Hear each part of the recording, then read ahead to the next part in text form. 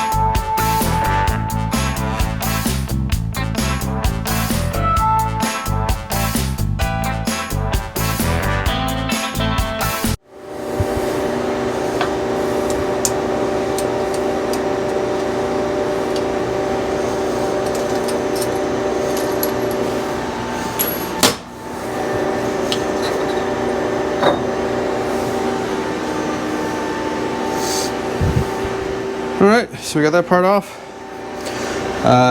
We need to do the draw tube next, if I remember right. So we need to let the draw tube out.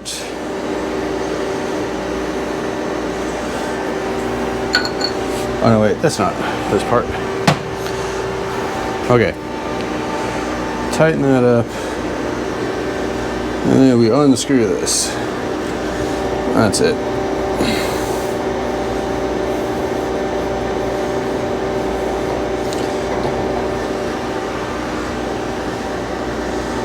Alright, so there's our actuator.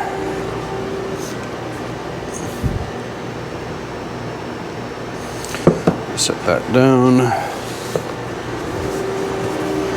Okay. So I don't know if you noticed, when I started, I had the draw tube back. I just let the draw tube forward. So I went from tighten to loose or open. And now next step is to remove these guys. And you can see I've got my I still have a spindle liner in here. I'm going to leave that in. I'm not going to be putting anything long through the bore on this one, so it just kind of, in fact, I might swap this out for a real small bore spindle liner, because it helps keep coolant and chips and stuff from packing in there. Other thing I do sometimes is when I have the chuck in there, I sometimes I cap that completely. So which I'll probably do. Yeah, I'll probably do that on this. All right. Anyways, let's see, where was I? Oh yeah, beating on bolts.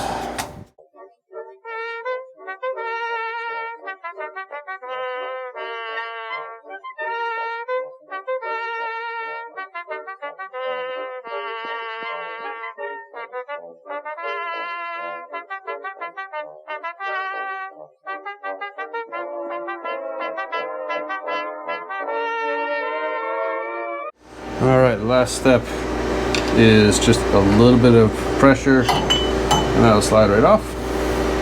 So our back plate's off and we are ready to start assembling the 3-jaw chuck. This part is a little heavy for me in my back. There's some weird like reaching and stuff, so hopefully you guys can bear with me on this.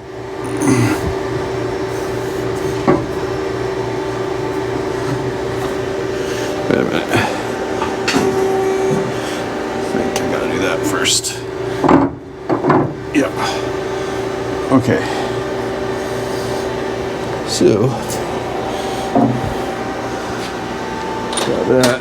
Let me get one of these in here and started so I don't have to worry about it falling off.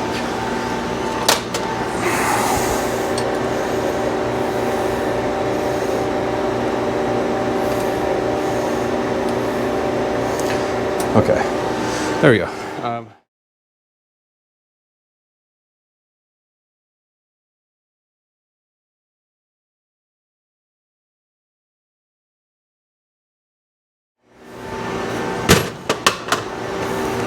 There's that. Now, fun part.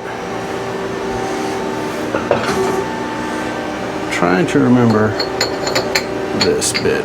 If I do it when it's open or closed. So it must be while it's closed. So now what we're doing is we're screwing the nut onto the drawbar. And this thing comes with, the tool has a hole through it, right? So you can put this bar and everything. Don't over tighten it, right? Because that's where most people make their big mistakes. They over tighten it, they use that bar, they tighten it down to where they can't even move it anymore. And it doesn't need to be that tight, right? I'm doing it hand tight. All right, that's it. I'm not putting any more on it. All right. So our drawbar is in place now. You can see it's actuating. All right, next step, our jaws.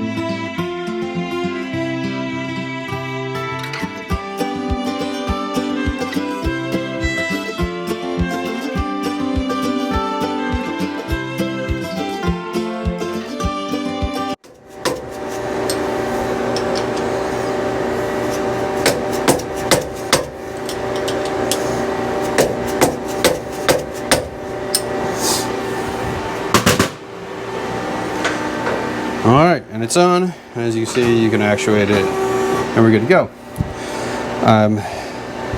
There's one last thing that you should check. Not all, well, my lathe has it in the back, but let's take a look. All right, the last thing that I need to check is my open and close sensors for the drawbar. All right, so when I open and close this, it should change, and we want to see it light up properly. If it's not going to detect properly. So if you're running any automated task, you'll throw an error that it's not working. So normally what I do is I open up this side panel so I can see it from the side when I do it. What I'm going to do, I think I'm just going to set up the camera and go check it real quick. All right, you guys keep an eye on this for me. So It's open. I've locked my stock in place. We should see that, yes, it is indeed lit. So that's good. It is proper. Open it up again, and you'll see that it switched over to the open.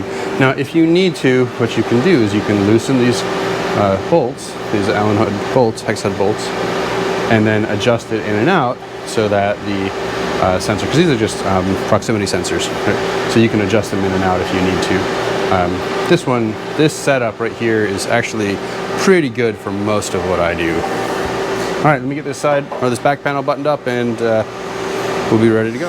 All right, so I hope you guys found this interesting. You know, if it's your first time making this swap around, maybe it helps you. Again, if you're going in the opposite direction, I would say watch it backwards, but you get the idea, right? It's you can take the steps and reverse it. So when I go to take this off, I do the exact opposite. I pull the jaws off, I pull that faceplate off, I tighten, or I tell it to close the jaws, I loosen the